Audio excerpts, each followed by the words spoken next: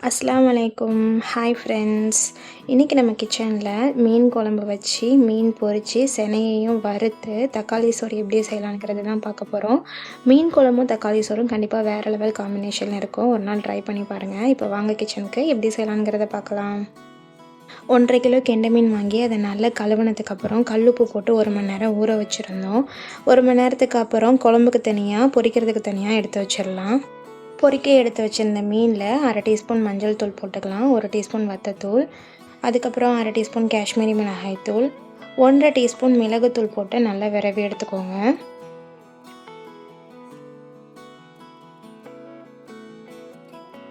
இப்போது இதோட 1/2 டீஸ்பூன் இஞ்சி பூண்டு பேஸ்ட் போட்டு நல்லா மிக்ஸ் பண்ணிக்கலாம். இப்போது இதோட மீனுக்கு தேவையான உப்பையும் போட்டு நல்லா மிக்ஸ் பண்ணதுக்கப்புறம் 1 மணி நேரம் ஃப்ரிட்ஜில் ஊற வச்சிடலாம்.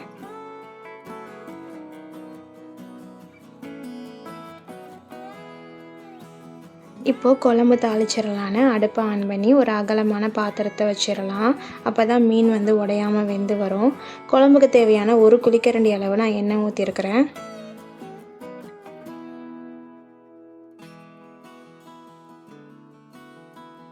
எண்ணெய் சூடானதுக்கப்புறம் 1 டீஸ்பூன் வெந்தயம், 2 பச்சை மிளகாய், 5-6 பல் பூண்டையும் சேர்த்து நல்லா பொரிஞ்சு வரட்டும்.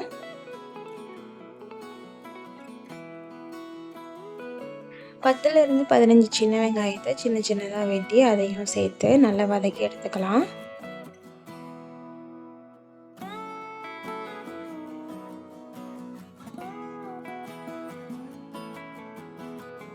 வெங்காயம் வதங்கட்டும். அதுக்குள்ளேயும் நான் ஒரு 3 மீடியம் சைஸ் தக்காளியை சின்ன சின்னதாக வெட்டி அதை அரைச்சி எடுத்துகிட்டு வந்திருக்கேன். வெங்காயம் இந்த மாதிரி கோல்டன் ப்ரௌனிஷ் கலர் வந்ததுக்கப்புறம் அந்த தக்காளி பேஸ்ட்டையும் இதோட சேர்த்துக்கலாம்.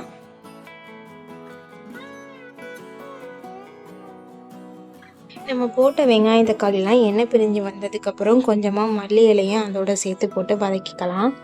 ஒரு பெரிய லெமன் சைஸ் புளியை ஊற வச்சுருந்தேன். அதை தனியாக கரைச்சி எடுத்து புளித்தண்ணி எடுத்து வச்சுக்கலாம். இங்கே 1.5 கரண்டி குழம்பு மசாலா ஆட் பண்ணியிருக்கேன். உங்கள் குழம்புக்கு தேவையான அளவு நீங்கள் மசாலா ஆட் பண்ணிக்கோங்க. இதில் நான் காரத்துக்கு எதுவும் பெருசாக ஆட் பண்ணலை. நான் அங்கே இருக்கிற மிளகாய் ஸ்டார்டிங்கில் போட்ட மிளகாயும் இந்த மசாலாவில் இருக்கிற காரமும் எனக்கு போதும். அதனால் அதோட விட்டுட்டேன். ஒரு 1/2 டீஸ்பூன் அளவு மஞ்சள்தூள் மட்டும் இதோட சேர்த்துருக்கேன். மசாலா இந்த தக்காளி வெங்காயம் எல்லாம் நல்லா மிங்கிள் ஆகிற அளவுக்கு வதக்கி எடுத்ததுக்கப்புறம் நம்ம எடுத்து வச்சுருந்த புளி தண்ணியை இதோட ஊற்றி கொதிக்க விட்டுடலாம்.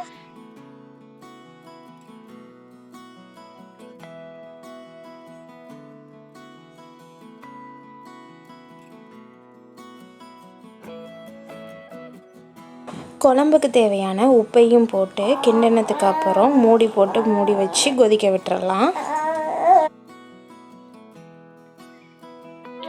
ஒரு 5 மினிட்ஸ் கழித்து ஓப்பன் பண்ணி பார்த்தோம் அப்படின்னா மசாலா எல்லாம் நல்லா கொதிச்சுக்கிட்டு இருக்கோம். அந்த டைமில் நம்ம கழுவி க்ளீன் பண்ணி வச்சுருந்த மீனையும் சேர்த்துடலாம்.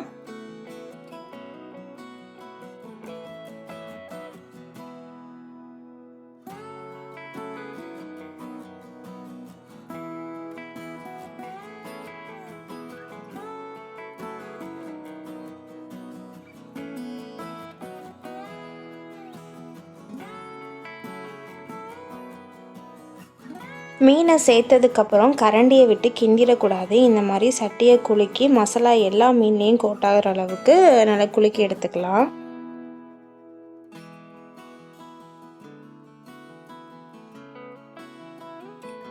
ஒரு 2 நிமிஷம் மூடியை போட்டு மூடி நல்லா கொதிக்க விட்டுறலாம். அப்போ தான் மசாலா அந்த உப்பு எல்லாம் மீனில் சுள்ளுன்னு இருக்கும். இந்த டைமில் அடுப்பை சிம்மில் வச்சுட்டு ஒரு கொஞ்சமாக தேங்காவை அரைச்சி வச்சுருந்தேன். தேங்காய் பேஸ்ட்டையும் அதோட சேர்த்து குழம்புக்கு தேவையான தண்ணியையும் ஊற்றிடலாம்.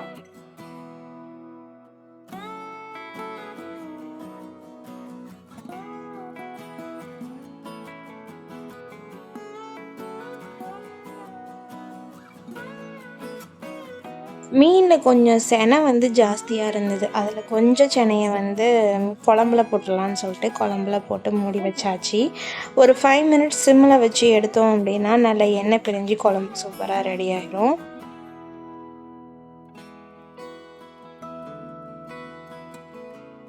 ஃபைனலாக மல்லி இலை தூவி இறக்கிட்டோம் அப்படின்னா சூப்பரான மீன் குழம்பு ரெடி ஆகிட்டு.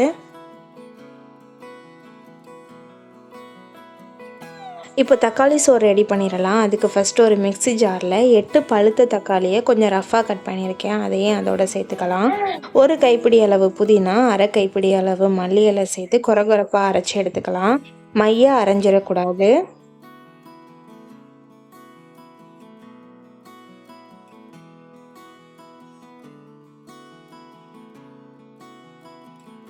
தக்காளி சோறு தாளிச்சிடலாம். அதுக்கு அடுப்பில் ஒரு பாத்திரத்தை வச்சு ஒரு குழிக்கரண்டி அளவு எண்ணெய், 1½ டீஸ்பூன் நெய்யையும் ஊற்றி நெய்யும் சூடானதுக்கப்புறம் பட்டை கிராம்பு ஏலக்காய் தூள் அரைச்சி வச்சுருந்தேன், அதையும் 1 டீஸ்பூன் சேர்த்ததுக்கப்புறம் கொஞ்சமாக பிரிஞ்சி இலை, 2 பச்சை மிளகாய் சேர்த்துக்கலாம்.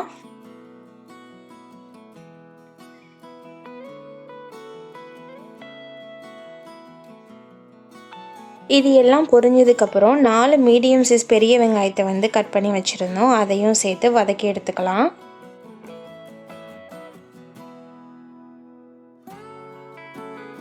ரைஸ்க்கு தேவையான உப்பையும் சேர்த்தோம் அப்படின்னா வெங்காயம் சீக்கிரமாக வதங்கிடும். வெங்காயம் இந்த மாதிரி வதங்கினதுக்கப்புறம் 2 தக்காளியை கட் பண்ணி வச்சுருந்தேன், அதையும் இதோட சேர்த்து வதக்கிக்கலாம்.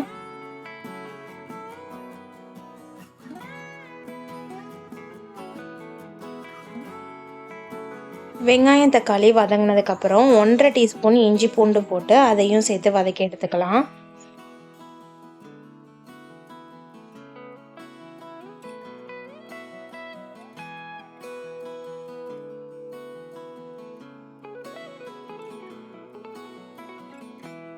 இஞ்சி பூண்டோட பச்சை வாசனை போனதுக்கப்புறம் 1½ டீஸ்பூன் கரம் மசாலா, அரை டீஸ்பூன் வத்தத்தூள் சேர்த்து வதக்கிக்கலாம்.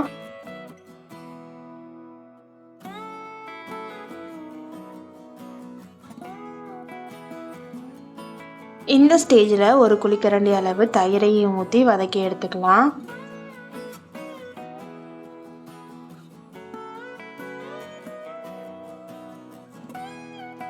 எல்லாம் நல்லா வதங்கினதுக்கப்புறம் நம்ம அரைச்சி வச்சுருந்த தக்காளி, புதினா, மல்லிலாம் இருக்குல்ல, அதையும் இதோட சேர்த்து நல்லா வதக்கிக்கலாம்.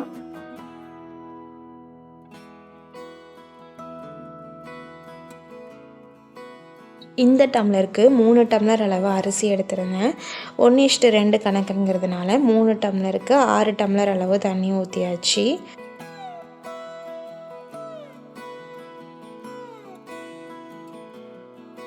மூடி போட்டு கொதிக்க விட்டுறலாம்.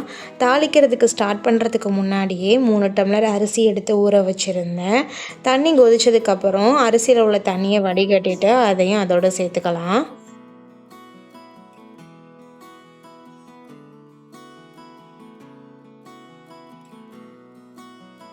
ஒரு டைம் நல்லா கிண்டிட்டு உப்பையும் செக் பண்ணிவிட்டு மூடி வச்சிடலாம். இப்போ பார்த்திங்கன்னா ரைஸ் எல்லாம் நல்லா கொதித்து வந்தாச்சு. மறுபடியும் மூடி போட்டு வேக வச்சிடலாம்.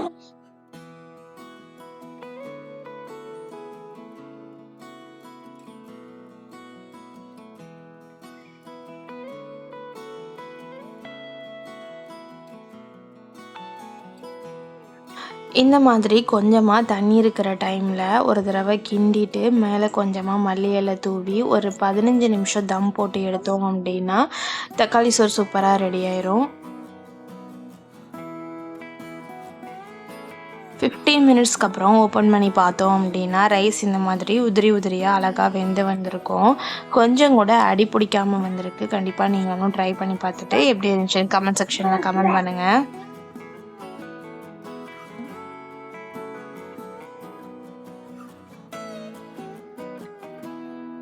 ரைஸ் வெந்து வந்ததுக்கப்புறம் செனை வந்து ஜாஸ்தியாக இருக்குதுன்னு சொல்லியிருந்தேன்ல, கொஞ்சமாக குழம்புல எனக்கு போட்டிருந்தேன். ஹஸ்பண்ட் அவங்களுக்கு நான் வறுத்துக்கிறேன்னு சொல்லிட்டு வறுக்க ஸ்டார்ட் பண்ணிட்டாங்க.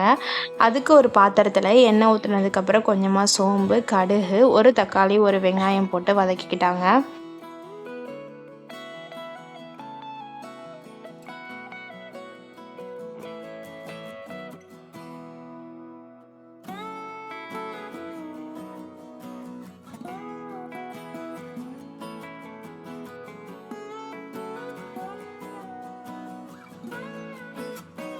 எல்லாம் போட்டு வதங்கினதுக்கப்புறம் அரை டீஸ்பூன் இஞ்சி பூண்டு பேஸ்ட்டையும் போட்டு வதக்கிக்கலாம். இப்போ இதோட அரை டீஸ்பூன் குழம்பு மசாலா, அரை டீஸ்பூன் கரம் மசாலா சேர்த்து வதக்கிக்கலாம்.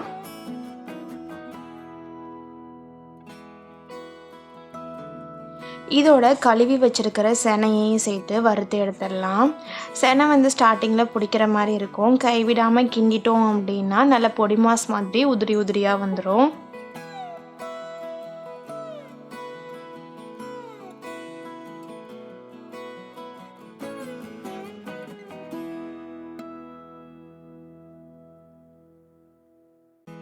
செனை இந்த மாதிரி உதிரி உதிரியாக வந்ததுக்கப்புறம் 1 டீஸ்பூன் பெப்பர் பவுடரையும் அதோட சேர்த்து நல்லா கிண்டிக்கலாம்.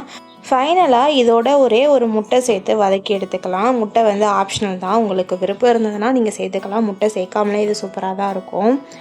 முட்டையும் சேர்த்து வதக்கி எடுத்ததுக்கப்புறம் கடைசியாக கொத்தமல்லியை தூவி இறக்கிட்டோம் அப்படின்னா செனை வந்து சூப்பராக ரெடி ஆயிரும்.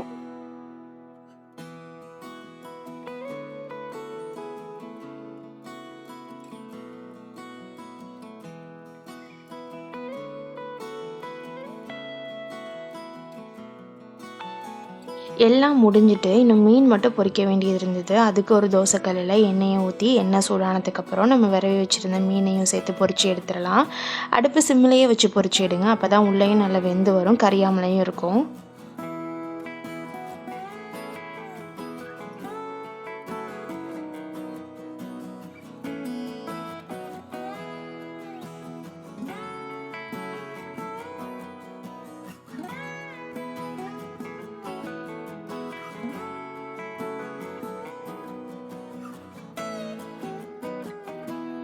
எல்லா வேலையும் முடிஞ்சது, சாப்பிட வேண்டியது தான். தக்காளி சோறையும் வச்சு மீன் குழம்பையும் ஊற்றி செனை பொரிச்சதையும் வச்சு மீன் பொரிச்சதையும் வச்சு சாப்பிட்டா சும்மா சூப்பராக இருந்தது. உங்களுக்கு மீன் குழம்போட எந்த ரைஸ் வச்சு சாப்பிட பிடிக்கும்னு சொல்லிட்டு கமெண்ட் செக்ஷனில் கமெண்ட் பண்ணுங்கள். என்னோடய ஆல் டைம் ஃபேவரட் வந்து தக்காளி சோறு தான், அதை அடிச்சுக்கிறதுக்கு ஆளே கிடையாது. கண்டிப்பாக நீங்களும் உங்கள் வீட்டில் ட்ரை பண்ணி பார்த்துட்டு எப்படி இருந்துச்சுன்னு கமெண்ட் செக்ஷனில் கமெண்ட் பண்ணுங்கள். இன்ஷால்லா நெக்ஸ்ட் வீடியோவில் பார்க்கலாம். லைக் பண்ணி ஷேர் பண்ணி சப்ஸ்கிரைப் பண்ண மட்டும் மறக்காதீங்க. அஸ்ஸலாமு அலைக்கும்.